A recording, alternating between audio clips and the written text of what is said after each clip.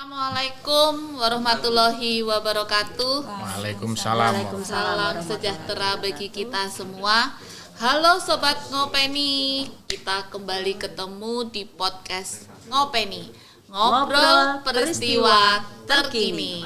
Oke, kali ini saya Nancy Widya Rahayu dari DPM PTSP Provinsi Jawa Tengah, ditemani oleh besti saya yang cantik.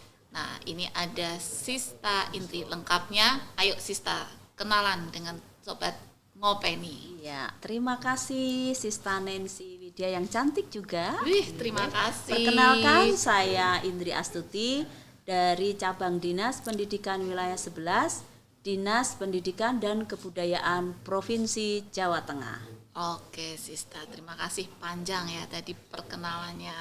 Oke Sista, kali ini kita itu pengen nih ngobrol masalah yang masih hangat-hangatnya, masih viral-viralnya di medsos dan dimanapun kita obrolan biasa. Nah, kira-kira nih Sista ada cerita apa yang masih hangat yang bisa kita kulik di podcast ini? Ayo Sista, kita cerita bersama. Iya, siap. Ini Sista Nancy, ada berita yang masih hangat dan sangat menyita perhatian kita tentunya. Itu ada penelantaran seorang balita umur 3,5 tahun, masih sangat kecil ya. Kecil ya Sista. Asalnya dari Kecamatan Ceper, Kabupaten Klaten Itu ini. daerahnya Sista ya. Iya, ini sungguh membuat saya lebih bersedih lagi ya. Dan ini diduga ditinggal orang tuanya di daerah Wiradesa, Kabupaten Pekalongan. Dan balita ini Jauh ditinggalkan begitu saja melantarkannya jauh oleh ya Sista. orang tuanya. Iya ya, dari Klaten sampai ke Pekalongan ya. Oh iya. Wah Sista, kalau dengar cerita gitu ya, kayaknya kok miris banget ya Sista ya. Apalagi kita nih sebagai ibu yang ada punya baby, punya anak yang melahirkan, kemudian dengan Yang enak mengandung aja, 9 bulan ya. 9 bulan. Melahirkan dengan Wah, toh nyowo kalau bahasa Jawanya ya. betul Iya, Sista. Lah, tahu-tahu kita kok tegel ya Sista melantarkan anak begitu saja. Nah, kayaknya nih perlu kita kulik nih Sista. Iya, Perlu pasti kita- ada hal-hal yang melatar belakangi Betul. dari orang tua tersebut Ya. sampai tega Ya, berbuat perasaan ibu lagi ya Sista. Oke, kayaknya Sista hari ini juga membawa teman nih. Iya, Ya, siap. ada Bapak Ibu nih yang dari tadi kayaknya saya pengen kenalan juga. Iya, Siapa siap. gitu ya Sista. Ayo Oke, mungkin Sista nggih. bisa perkenalkan. Ya, kita kenalkan ini dua narasumber kita pada podcast kali ini. Ada Ibu Elia Kariroh. Selamat datang Ibu. Selamat Beliau datang, adalah Ibu. Kepala PPS PGOT Margi Utomo. Dan juga ada Bapak Teguh Widianto. Beliau adalah Kepala PPSLU Dewanata Cilacap. Ini dari nama OPD-nya ini kok singkatannya? Panjang. Iya, saya juga belum paham ini. Iya. Kayaknya ini SPP apa tadi ya Bu? PPS PGOT. PPS Iya. ya itulah. Langsung Mungkin, kita ya. tanyakan saja dengan beliau. Apa itu Bu? Iya, PPS PGOT Margi Utama Semarang itu kepanjangan dari Panti Pelayanan Sosial Pengemis Gelandangan Orang Terlantar Margi Utama Panjangnya. Semarang. Panjang banget ya. Biasa. Kalau Iya. ngisi komputer itu habis Harus sih. disingkat. Iya, betul. Nggih. Kalau Pak Nggih. Teguh ini PPSLU ini apa Pak singkatannya? Pak? Kalau PPSLU itu Panti Pelayanan Sosial Lanjut Usia Dewanata Cilacap. Luar biasa. Berarti semuanya di bawah Dinas Dinas Sosial Sosial Provinsi Provinsi Jawa Jawa Tengah. Sangat pas sekali manakala Oh, iya. kita undang sebagai narasumber dengan topik yang tadi sudah kita ceritakan ya, Betul, Sista ya. Sista. Nah, kira-kira nih Bapak Ibu, tadi Sista Indri sudah cerita masalah ada penelantaran balita 3,5 tahun. Kira-kira itu sebetulnya latar belakangnya itu apa sih? Atau ada masalah sosial apa yang bisa melatar belakangi kok tega ya si ibu ini Menelantarkan, iya, iya. menelantarkan. Iya. Monggo, mungkin dari Bu Elia Elia dulu. terlebih dahulu. Monggo. Oke. Ya, terima kasih. Terkait pasti itu ini ya, permasalahan itu banyak sekali ya dan viral banget termasuk yang terkait dengan penelantaran anak ini. Tapi sebetulnya kasus penelantaran anak itu nggak cuma di anak aja kasusnya. Jadi ada lansia, ada yang disabilitas, kemudian disabilitas fisik, mental, jadi macam-macam. Jadi untuk kasus penelantaran itu sebetulnya banyak sekali. Nah, kalau yang melatar belakanginya itu juga faktor-faktornya banyak, bisa faktor ekonomi.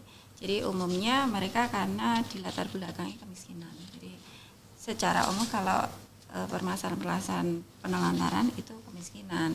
Tapi kalau didalami lagi, dari kemiskinan itu memunculkan berbagai permasalahan lain, misalnya jadi kekerasan, bisa jadi kekerasan rumah tangga. Jadi awal permasalahannya itu kemiskinan dulu ya? Umumnya iya kemiskinan. Jadi dimulai dari masalah ekonominya dulu. Jadi karena permasalahan itu kemudian merembet kemana-mana. Nah kalau kita dalami sih sebetulnya ya banyak ya, karena pendidikannya, karena ekonominya, karena psikologinya, bisa jadi dia mengalami depresi misalnya, seperti itu juga bisa. Jadi faktor-faktornya banyak, tapi umumnya di banyak kejadian itu karena masalah kemiskinan. Oh, berarti kalau saya boleh bilang nih, kemiskinan ini adalah sebetulnya faktor pemicu utama.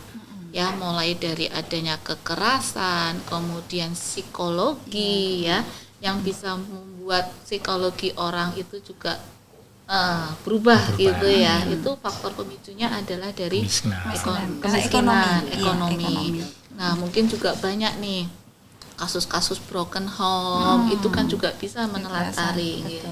Oke. Tadi dari Bu Elia sudah disampaikan. Sekarang mungkin kita mintakan tanggapan dari Pak Teguh dan juga yang sudah ada korelasinya ya. Beliau yang ditangani juga terkait dengan hal tersebut. Monggo dipersilakan Pak Matur Teguh. nuwun.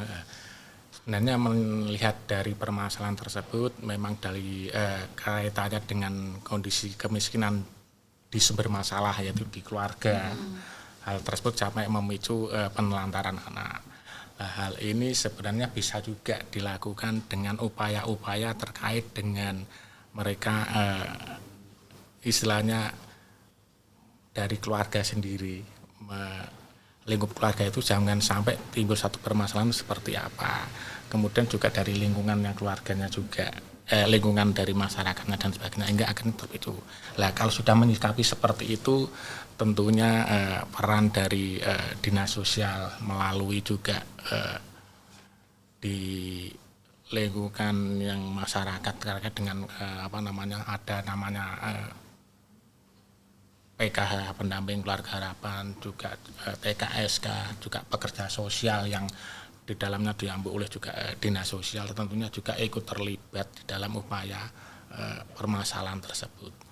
Nah, hal ini jangan sampai terulang kembali permasalahan-permasalahan yang sifatnya menelantarkan anak, karena di dinas sosial sendiri juga tentunya mempunyai beberapa unit panti UPTD namanya, yaitu ada 20 yang tipe tersebar A ya, dan di Jawa Tengah ya Pak ya? Yaitu 7 yang tipe B, totalnya ada 27. Nah, ini yang menampung permasalahan-permasalahan yang ada, yang disampaikan oleh Bu Elia Korirah terkait dengan permasalahan-permasalahan secara ketelantaran secara keseluruhannya. Seperti itu. Ya, berarti penelantaran ini sebenarnya tidak hanya pada balita saja ya sasarannya, tetapi orang tua juga ada yang ditelantarkan ya. Berapa juga kemarin di medsos saya juga mendengar ada yang dengan kesadaran anak kandung menyerahkan orang tuanya ke panti sosial juga itu ya. Kalau itu kita bahas sekalian ya. Anak kandung menyerahkan orang tuanya ke panti sosial. Itu apakah menelantarkan atau memang menitipkan ya? Karena kadang kalau bahasa kita menelantarkan kan, misalnya ada orang tua harus di jalan itu karena ditelantarkan atau gimana. Nah, hubungannya juga Pak Teguh dan Bu Eli, mungkin yang saya tanyakan, kira-kira ini dinas sosial itu kan banyak nih di jalan itu ya, di jalan di utama itu kan ada orang tua yang tunagrahita tunagrahita ya kan, betul ya. Nah, ini tidak ada rumah, terus kemudian dinas sosial ini apakah tugasnya kemudian harus harus menerima laporan dulu, gitu. Atau memang cukup dinas sosial yang melakukan semacam kalau kita bilang jemput bola atau gimana ya? Ya, terhadap orang-orang terlantar yang ada di jalan-jalan itu ya, Kak. Betul. Nah, karena apa? Karena otomatis teman-teman yang terlantar ini, terutama dari kecil yang sudah terlantar, kemudian mereka tumbuh di lingkungan yang keras ya, Yang salah tentunya yang ya. salah, itu kan khawatirnya nanti akan merusak keamanan lingkungan sekitar, di lingkungan di ini, terutama yang nanti secara umum adalah merusak ketahanan dari nasional. ketahanan nasional. Nah, kira-kira dari Dinsos ini menanggapi ini seperti apa? Monggo dari Bu Elia atau dari Pak Teguh Boleh. dulu. Oke.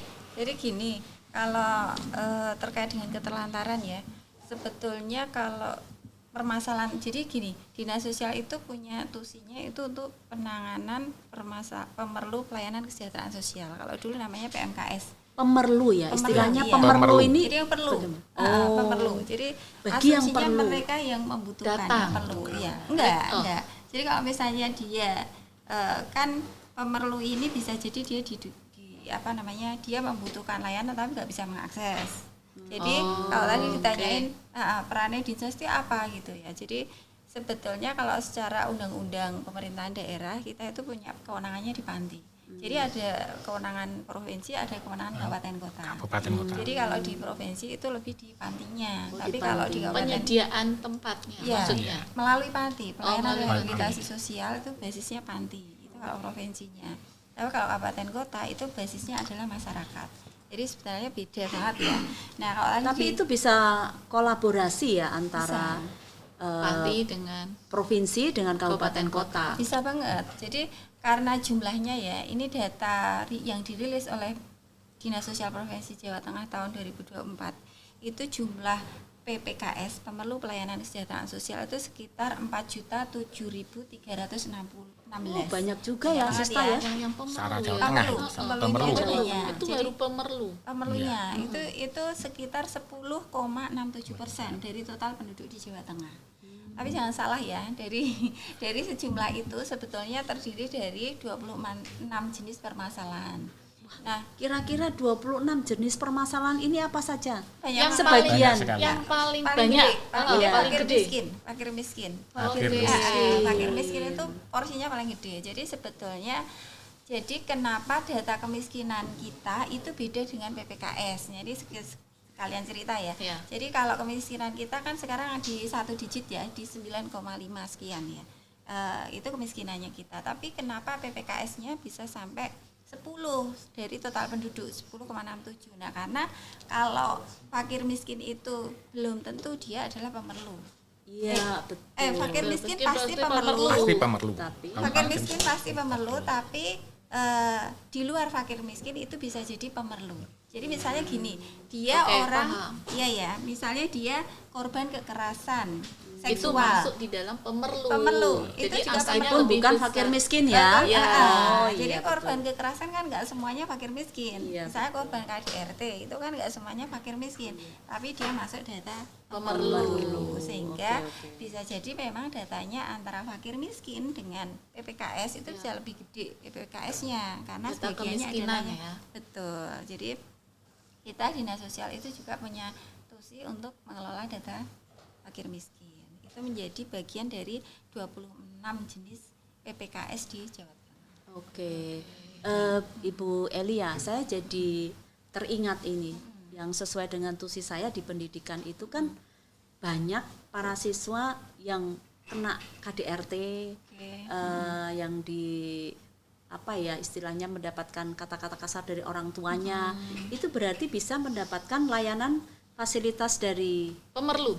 jadi pemerlu Dia itu menjadi tadi ya. pemerlu. Iya, dia menjadi pemerlu. Tapi kalau dia Saya kasih jadi nambah wawasan ini Kak Dan Nancy. ya, jadi berarti mereka yang datang untuk mendaftarkan ya sebagai pemerlu. Sebagai contoh tadi yang orang menitipkan orang tuanya. Nah, itu berarti pemerlu. Pemerlu dia juga. pemerlu pelayanan kesejahteraan. Tapi gini, kalau tadi kan disampaikan dia mendaftar gitu. Sebetulnya nggak semuanya mendaftar karena kita kan punya segmen tertentu ya. Segmen tertentunya itu terutama kita sasarannya adalah yang terlantar, kemudian fakir miskin gitu ya. Sehingga untuk mendapat layanan dari pemerintah Provinsi Jawa Tengah melalui panti itu bisa datang langsung, panti, kemudian dia rujukan dari dinas sosial atau laporan dari masyarakat. Jadi bisa jadi masyarakat itu bisa jadi masyarakat itu nanti melaporkan, kemudian kita tindak lanjuti. Jadi ada tim yang kita terjunkan. Kalau begini Bu Elia, kita kan banyak melihat misalnya di kota-kota besar itu ada sebagian masyarakat yang kelihatannya terlantar ya di pinggir jalan, terus di pikiran kita ini kemana ya dinas sosial. Nah itu tanggapan dari mungkin dari Pak Teguh. Sebenarnya bisa. begini, tadi sudah disampaikan oleh Bu Elia Kauriro bahwasanya peran dari dinas sosial provinsi dan juga kabupaten kota, di mana kalau melihat saudara-saudara kita yang ada disampaikan oleh panjenengan ada di lingkungan jalan dan sebagainya, ini peran dari kabupaten kota yang harus bagaimana mereka itu berarti kabupaten kota ya. Kabupaten kota biasanya melakukan semacam rahasia, kemudian kita kumpulkan di suatu tempat. Jadi memang dibutuhkan kolaborasi kemudian melakukan asesmennya, baru setelah asesmen seperti apa, ini perlu dibawa ke panti, baru disalurkan di pantinya yang ada di dinas sosial Provinsi Jawa Tengah. Kemudian tadi pertanyaan saya, bagaimana menumbuhkan ketahanan? Nah, hubungannya ketahanan, karena pasti nih dengan lingkungan, dengan pendidikan yang seperti itu ya, dengan anak-anak terlantar, kemudian kita gak mungkin kan kita biarkan seperti itu. Nah, bagaimana nih tanggapan tadi hubungannya dengan ketahanan? Jadi dari Bu Elia dulu ya. Boleh. Jadi kalau ini sangat relate banget ya dengan ketahanan nasional. Jadi sebetulnya kayak kemarin kan kita ada demo gede-gedean ya. Ada demo, ada yang luar biasa. Kemudian kalau kita lihat sebetulnya umumnya mereka kan protes karena kondisi ekonominya. Nah, asumsinya kalau kita dengan data itu yang banyak itu adalah fakir miskin itu nggak tertangani dengan baik, itu bisa potensi menimbulkan chaos ya, bisa menimbulkan konflik sosial di lingkungan terkecil, kemudian meluas sampai pada jangkauan yang sangat luas, sehingga penanganan PPKS itu akan sangat terkait dengan ketahanan nasional. Jadi kalau PPKS nggak tertangani dengan baik, maka itu potensial menjadi ancaman bagi ketahanan sosial. Ya, memang itu penting banget.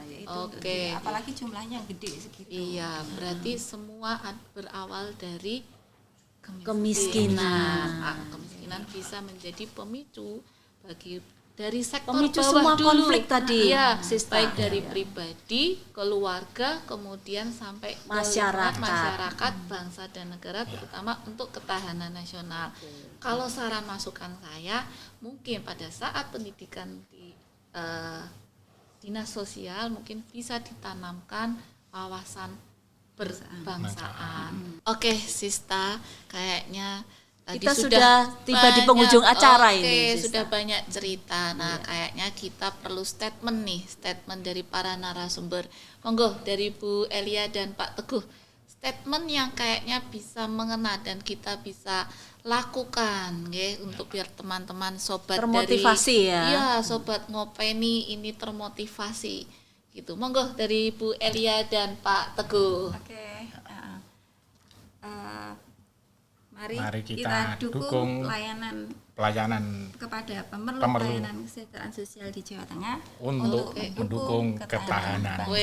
Sip. Oke, siap pokoknya ya sobat Ngopeni. Dan kayaknya kita tadi sudah ngobrol banyak lebar. Kita ini sudah ada kopi nih Bu Sista, Sista Indri, dan mari kita monggo ayo silakan kita sebelum kita akan menutup podcast kita dengan semangat gitu. Ayo monggo silahkan dengan kita kopi dulu. Oke Sista, kayaknya kali ini sudah di penghujung acara. Iya, tidak terasa ya. Tadi obrolan kita sangat asik gitu ya. Kayaknya nggak lengkap nih kalau kita tidak ada kata semangat ya. Dan kita perlu kata semangat, tapi juga kita tidak sendirian tentunya. Sepi kalau sendirian. Kita undang teman-teman kita semua ya. Oke. Mari teman-teman kita undang. Ada Pak Hendri Sofa. Oke. kemudian ada Pak Komsul, oke, Pak Kamto, kemudian ada Pak Danang Pambudi, kemudian ada Pak Agus, ada Pak Dewa. Nah, kayaknya sudah lengkap semua sekali. nih teman-teman kita. Oke, mari kita suarakan semangat untuk sobat ngopeni ya. Bentar, kayaknya arahnya saya menyampaikan ngopeni, teman-teman lanjut ngobrol peristiwa terkini ya. Gayanya seperti ini ya. Habis itu lanjut kita sampaikan salam Pancasila. Siap? Oke ya. Kompak ya. Oke. Saya hitung dari hitungan ketiga mulai. Oke. 1, 2, 3. Ngopeni ngobrol peristiwa terkini. Salam Pancasila.